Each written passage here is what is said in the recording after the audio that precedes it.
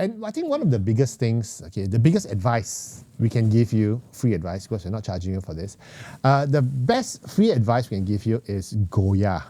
Okay, you know what Goya stands for? You're going to say it because I don't want to say it. Get off your ass, okay? Yeah. You have to get off your ass. If you think that you're at a career crossroad and, fine, I'll figure it out down the road, it's okay. And you kick the can down the road, it only gets bigger, it only gets worse. Yeah.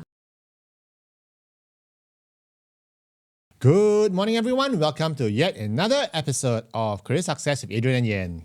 Hi, everyone. Good morning. My name is Adrian, and as you all would know, I'm the CEO and founder of Career Agility International. And as always, by my side is Yen, our Executive Director and Super Coach. Happy Friday. Happy Friday, everybody.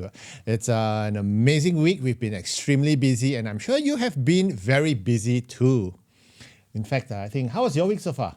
It's been great. As you know, Mother's Day is just passed earlier this month. Yes. And that was fun. And I think a lot of people were looking forward to spending time with family, reconnecting and appreciating all moms out there. Yeah. And again, long weekends are great, and we've had a couple of public holidays as well. Oh yeah, that's amazing, right? But I'm always looking forward to Friday. So we have a very important topic that we'd like to discuss. This is the core of almost all of our programs, and everyone who has a career would go through such an event. Tell me, what is it? It's called a career crossroad. Yes. So what's a career crossroad? So a career crossroad is a point in your career when you actually feel like, what do I do next? Should I do this? Should I do that? Should I quit my job? Should I exit the industry I'm in? Should I quit the function or the role I've been in for the past 15 years?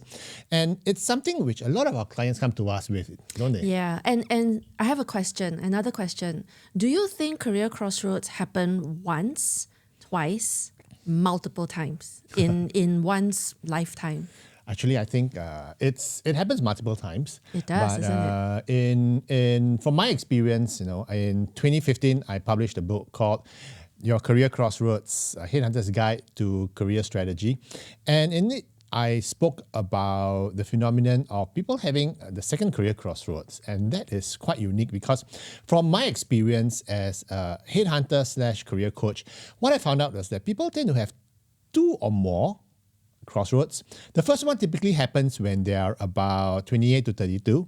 And that happens after about 5 to 8 years of work. And then you figure out, like, what do I do? Should I stay? Should I leave? Because you might have accidentally fallen into the role or into the industry. Like when you first started out, you fell into the technology sector. I've always been in technology. I never left technology, but I added on other flavors. And so to your point, the clients who come to see us usually have, there are many types, and usually they have a question that they're trying to answer and they're trying to figure out. And a lot of them are kind of paralyzed a little bit by fear, by lack of information, by not knowing what is out there next. The unknown, the great unknown. So we've looked at patterns and realized that there is this other career crossroad that is a lot bigger than most crossroads. Correct. Because some crossroads are kind of like, okay, well, I'm looking for my next growth. I'm looking to get a promotion. I'm looking for more because it's been boring. But then there are those that are like questioning their very existence. Yeah. To be or not to be, that is the question. And a lot of times this happens around the age group of about 38 to about 42 to 44. So this happens a lot during that phase, and it's what we call your second career crossroad, because you might have had the first one, or if you're lucky, you never had the first one. But whether you call it the first, second, or the third, or the fourth one, basically, when you're at that stretch and you're wondering what you want to do next, that's where it gets tricky because the risks are high, and I think sometimes it's more of an existential crisis. Yeah, it's what sometimes is known as a mid-career crisis or mid-life crisis. Yeah, sometimes it crosses together with a mid-life crisis. It does. It sort of confluence. Everything just kind of connects together. So you've heard of the quarter-life crisis. I think you went through a couple of those. I went through. and that's every other when, week is a crisis for me. Because in our early years, we're kind of we're discovering ourselves, isn't it? We're trying to figure out where we really fit, whether or not the career choice made sense. And I bet you majority of the people who are listening to us now are not in the career that they studied for. That's true. I'm just saying. All the career which they had intended to get into, a lot of industries we get into, we tend to accidentally fall into it. Like I accidentally fell into Oil and headhunting. gas. Oil and gas first, then headhunting. In fact, the only career which I didn't accidentally fall into was this. Because I had a career strategy. But let me ask you again, why is the second career crossroad more important or of greater consequence? Yes, it is of greater consequence. Not necessarily more or less important because I think that scale, it depends on who they are. But the second career crossroad that typically happens in the 40s, it has got more consequence. So the impact is wider ranging because we've got mortgages, we've got school fees, Bills to pay. we've got elderly parents, we've got obligations. It's this huge word. Yeah, obligations. And so when you have such obligations that are, I don't know, I mean, for one of a better analogy, it's like a ball and chain, isn't it? So you're not free to fly. You're not going to be as adventurous as you were when you were in your 20s because you're going to be thinking, gosh, if I do this and it fails, I lose my home. It's huge. That's true, actually. That's true. It's huge. So I think it's critical. What are your thoughts? I think it's very critical because, not just because the risks are higher, but because you're older, you're more steeped into the industry you're in, you're more steeped into the role. How do you pivot out of that? I mean, imagine if you're 42 and you've been 15 years in a particular industry. 42 was a while back. That was 20 years back, right? Anyway. This is all filter. We are somewhere else virtually having this conversation from our cribs. So anyway, when we were having a conversation the last time, and I was talking to this other individual, and he was telling me, I've been in this industry for 18 years. How do I get out of it? Because I'm sick and tired of it. And the irony is, the better you are, the more successful you are, especially if you're a high flyer, the earlier you feel the pain and the itch and the desire to leave. And therefore, the career crossroad, the desire to move out gets even more compelling. And it's going to ache a lot more. But also at the same time, because you've been there so long, you're entrenched. It's sticky. You can't get out. Because if you're looking for more money or if you're looking for the same level of money in terms of income, the market demand will only pay you for what you don't like doing because you've been doing it now for so long. That's the irony of it. So imagine that being, I guess, a bit of a conundrum. Yeah. And sometimes you got to consider whether or not the market even has opportunities for you to get those, to pivot out. Can you imagine if you were head of supply chain and suddenly you decide to move out and become a film director? Yeah.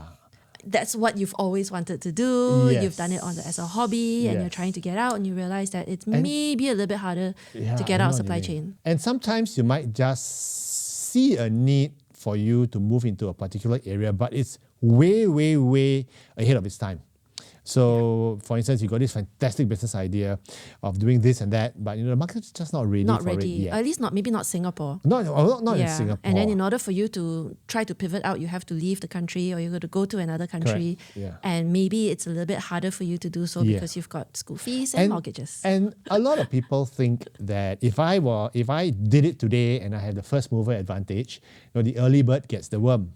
But in reality, it's not the early bird that gets a worm. It's the second mouse that gets the cheese. Yes. So true. I mean? Because the first mouse died. Yeah, splat. Yeah. So sometimes you don't want to be the first mouse. So there's a lot of uncertainty and consideration. That's why my question for you is this: what are the symptoms then of a second career crossroad? Sometimes it's been brewing a while, so I can't speak for symptoms per se. But there's a sense of... Have you ever had gone through a second career crossroad? No, I had a first career crossroad. But even then it was a slight one. And upon reflection, there's been a slight discontent. I think the term I would use is I felt like I'm losing my mojo.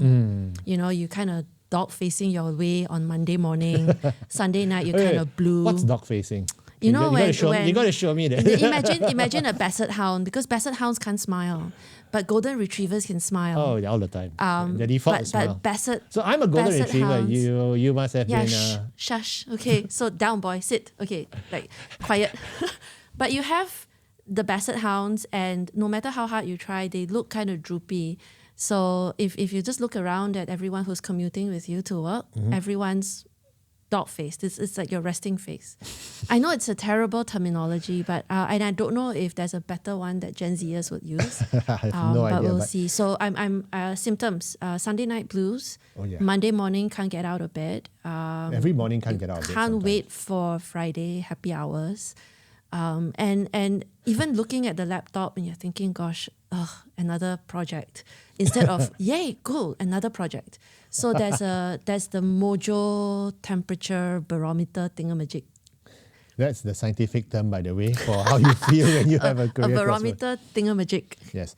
I've been through several career crossroads. My biggest one was deciding to pivot away from headhunting into this business. And, because I actually had a career strategy, so it wasn't so painful, but one of the feelings which a lot of people get when they are at a second career crossroad is one where they feel very frustrated. So if you're feeling frustrated right now, I want to do something else, but I do not know how to do it. That's one of the things. And a response to that, or very often is, I know what I'm going to do. I'm just going to start a business. Yeah. And then they start a business. And the next question for those that claim they want to start a business, there's a question you must ask. How long have you had this idea? Have you incubated it Last enough? week. That's the thing, right? Or sometimes clients would say, I want to start a business, but I don't know what it is yet, but it's what I want to do. Yeah. And that's when we have to give them a bit of a reality check. Have you done your homework? Have you checked the market? Is the market ready? Yeah. Is your idea viable? Have you got a pro forma financial plan No, going on? no, and no. Do you have investors? There's so And many no, other yeah. questions. Because the entrepreneurial path is quite challenging. It is. Yeah. And I think you don't want to start a business just because you want to start a business. Mark Cuban from Shark Tank calls that being a entrepreneur, okay, not an entrepreneur.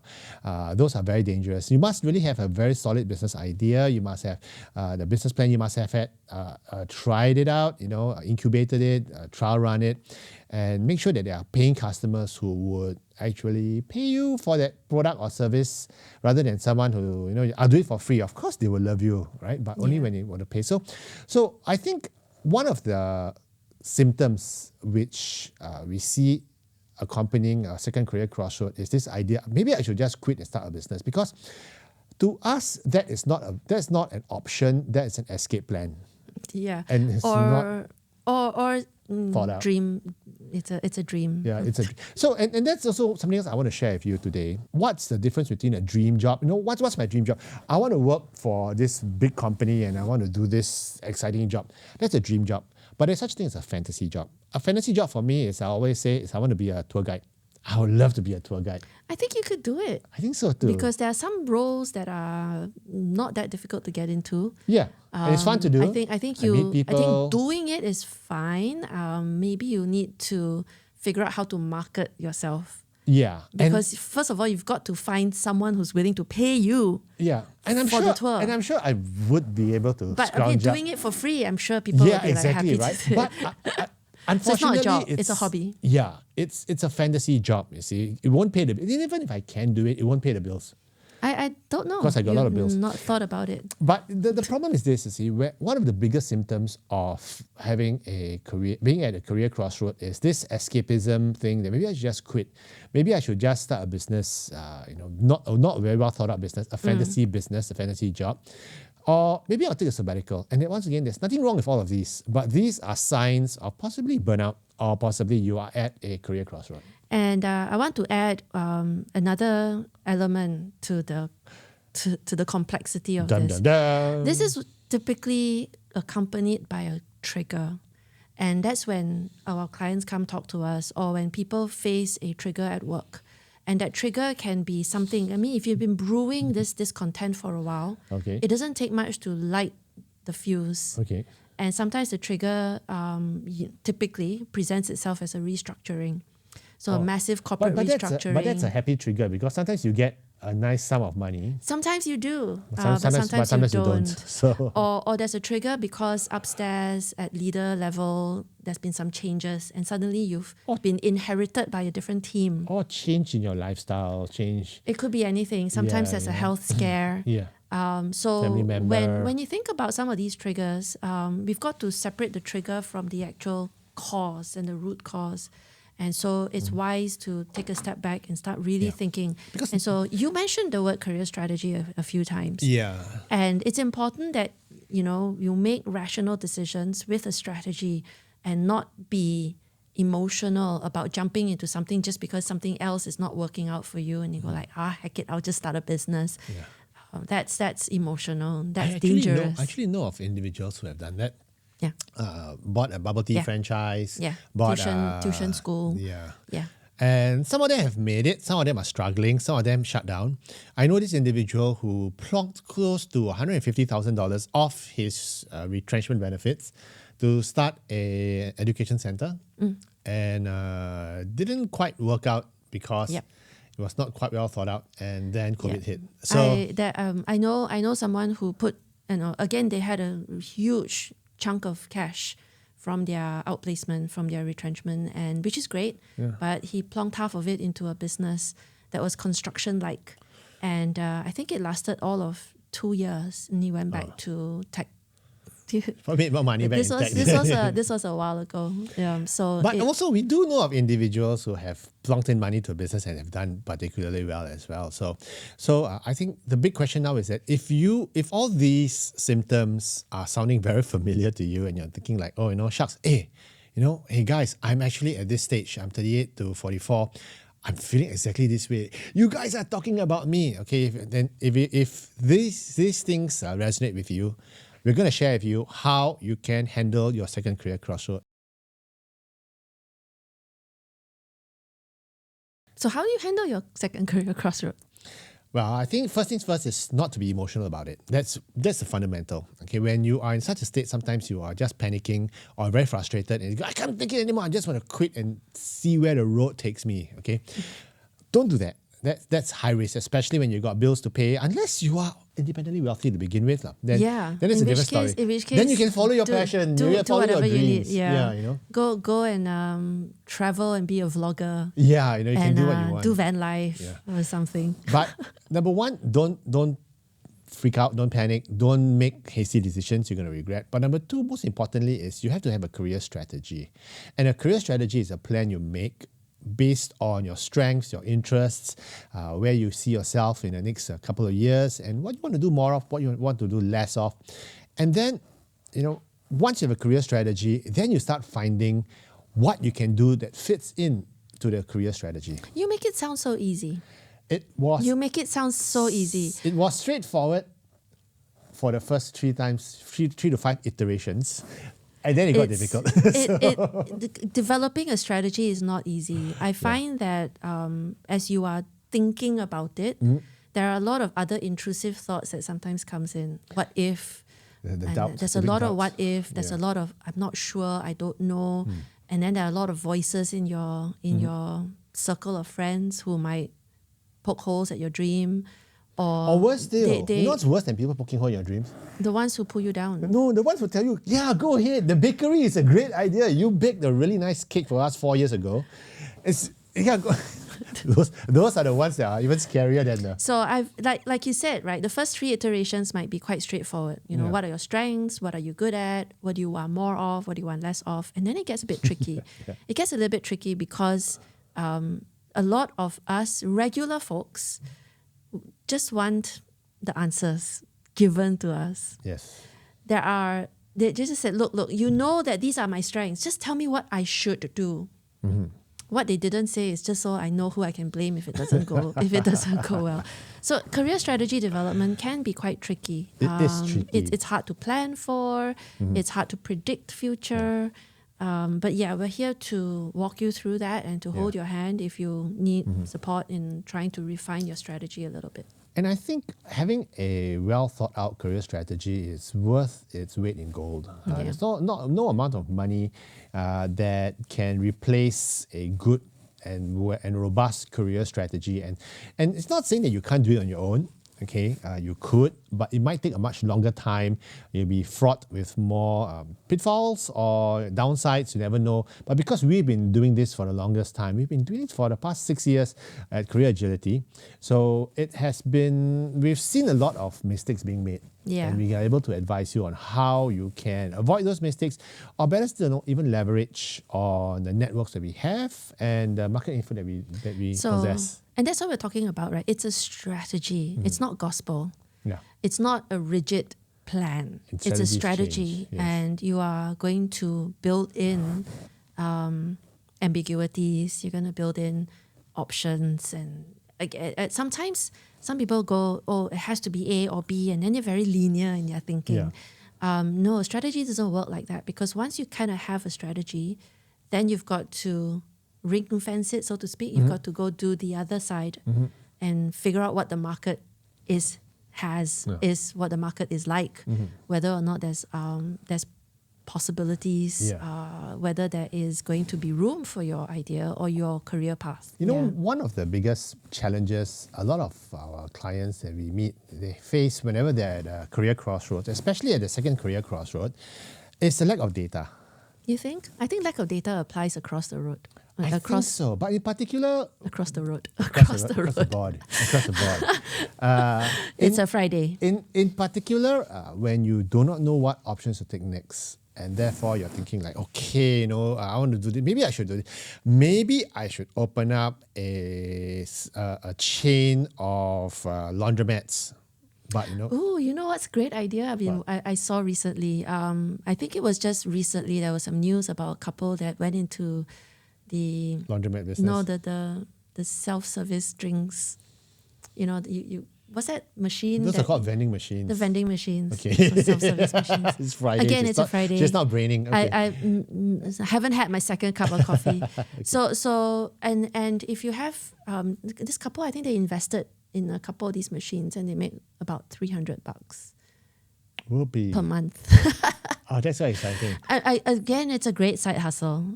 Sorry, I'm just getting carried away. I know a guy who invested in this company that made pizza vending machines. And I've not seen any pizza vending machines anywhere around. Maybe not here. No, not in Singapore. He was trying to get me to invest $8,000 into a vending machine. So his model wasn't making the vending machines, was selling the vending machines to people who wanted to be entrepreneurs. But no. Well, so, again, there are so many ideas out there. But you see, if you don't have the data, if you don't have what are the great business ideas, so a lot of times people feel stuck at their career crossroads because they don't have enough information. So I our think advice sometimes it's too much information. Too much wrong information. Not just wrong, but there's just too much, and you can't wade through all that information. So you get paralyzed by too many options. That's why it's important for you to speak to experts like us, or to speak to someone who's really done that, gone through it, been there. One of the interesting things was that when I wanted to pivot from my headhunting to career coaching, I spent almost 3 years in an outplacement HR career coaching company just to learn the ropes and everything. And also to get more information and more data. And even before I wanted to start the business, I actually roped Yen in to ask her, what's the business? What can we do? So I got someone who's an expert in the field to be able to provide the kind of information so that ultimately I can make better quality decisions. Sometimes it's also getting more data, but getting more network, lining people up. True. And that could help you in your next move as well. Because if you have enough sponsors, enough lobbyists, then maybe that move would be less bumpy because you'll have supporters. That's true. So when you do get your new role or your new job or your new business idea, you're going to be okay. For those of you out there who are thinking of starting a business, the irony is not that the business doesn't do well. The irony is, if the business doesn't do well, you go there, you do it for 9 months, and it's a no-go, you quit, you go get a real job, okay? The worst thing is, it doesn't die a natural death. It plots along. And it lingers. And you never know whether or not, and then you don't know whether or not, if I give it up now, am I just missing Should it? I pull the plug? plug? And then worse still, there's another job offer that comes in. If that is, yes. And then suddenly you're like, should I do this? Should I not do that? Yeah. And then it's like, which life spot do I unplug, you know? Because like, you can only have one. Yeah. There's only so many It'd hours be nice in a if day. you could do two, okay, Yeah, in moonlight, yeah. but sometimes you can't. Yeah. So that's where come talk to us as well. It's very important. I find that a lot more people are paralyzed more than those who have too many options. They're usually more concerned about the what if. But are they paralyzed in fear, or are they paralyzed with too many options, or are they or just paralyzed in general? Most of the people I've met are looking for answers and certainties. And there are none. And there are none. There are none. Yeah. There are none. There are none. The only certainty is uncertainty. Answer- Okay. No, don't do that. No, I'm not doing that. And I think one of the biggest things, the biggest advice we can give you, free advice, because we're not charging you for this, the best free advice we can give you is Goya. Okay, you know what Goya stands for? You're going to say it because I don't want to say it. Get off your ass, okay? Yeah. You have to get off your ass. If you think that you're at a career crossroad and, fine, I'll figure it out down the road, it's okay. And you kick the can down the road, it only gets bigger, it only gets worse. Yeah.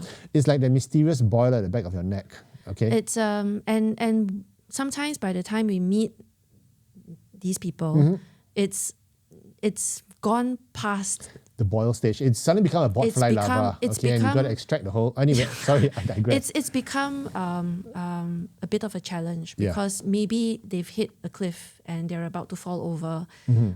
So we get this feedback a lot. A lot of clients tell us, "I wish I'd come to you earlier." And Adrian's favorite saying is actually, "Don't wait until it rains to fix your roof." So if you're feeling just slightly discontent, maybe now's the time for you to sort of take stock of everything and have a strategy so that if you do need to jump ship from where you are currently, or at least you have a landing zone within view with friends, with contacts, and that transition would be less bumpy. Yeah. It's a big thing. Not to say that we can't help you if you've hit the cliff It's and going you're to be about to fall. tougher. But it's tougher. Because sometimes It's we know individuals. We had this client who had already quit and left the job with nothing in hand and invested 50 grand in the business already, and only to realize that no, that's not the best move to have made. So sometimes it's good to just avoid it altogether. Just come talk to us anyway. All you need to do is sometimes you just need a one-off conversation with us. We have those options open for you as well. Yeah. We have what we call career clinics. Yep, our one-session career clinics, And very because popular. it's not maybe what you need is just a perspective, and we're here to help you bounce your ideas and to give some I guess again to be a sounding board, to hear you articulate your thought process, and to give you some ideas. Yeah, and also sometimes to give you a good, healthy kick in the butt. Because sometimes you are just sitting there angry. No, it's fine. It's okay. Those who are listening, you might think that Adrian's the pusher here, but actually no. He's quite kind. She's the pusher. She's the slave driver. That I am, yeah. And so if you are looking for results, No, actually, it depends on the time of day. Sometimes I get very pissed off. I do get pissed off with people who are in denial. Sometimes, it's just go, no, it's fine. No, it's okay. No, it'll go away. or those that tell us the not so big truth. They're like, yeah, I'm okay, I'm all right. And then, but the behavior is no, something's not going to happen. Something's going to. So we're here to knock some reality into you, for good and for bad. Nah, we don't physically knock you, so don't worry. Yeah. If you need perspective, please reach out to us. We're here for you. Yeah, and I think that if you have any deep and personal questions with regards to your existential crisis, don't come talk to us because we are not not the. So many different contexts. Yeah. Again, what we're sharing here, you probably know, but the devil's in the details. And it is definitely contextual because it depends on where you are in your career, what gender you are sometimes, what industry you're in, the environment that you come from. So many different elements. That's right. So the biggest solution that we can suggest to you now is come talk to us. Drop us an email at info@careeragility.org, and you can book a quick call with us, or you can book a 1-hour session with us. We are always happy to give you our point of view, and because we have been through so many of these situations with our other clients, we've been doing this for the past 7 years already. Yeah. Come talk to us. We have systems, processes in place, and we're always here with a listening ear. 7 years as career agility, but combined years of experience? Oh man. Half a century. Half a century. Thanks, you just gave our age away. Yeah, that's all right. So, but it's always a function of how long you've been doing it. Yeah. So, We're here for you. Yeah, if I had things my way, I always want to go with the person with more experience. So come talk to us and have a great week ahead, because I know if you are at a career crossroad right now, we've probably planted a lot of seeds of ideas in your head, as well as doubt and fear. But I'm sure things will be all right. Just give us a call if you need any help. Have a great one. Take care. Bye.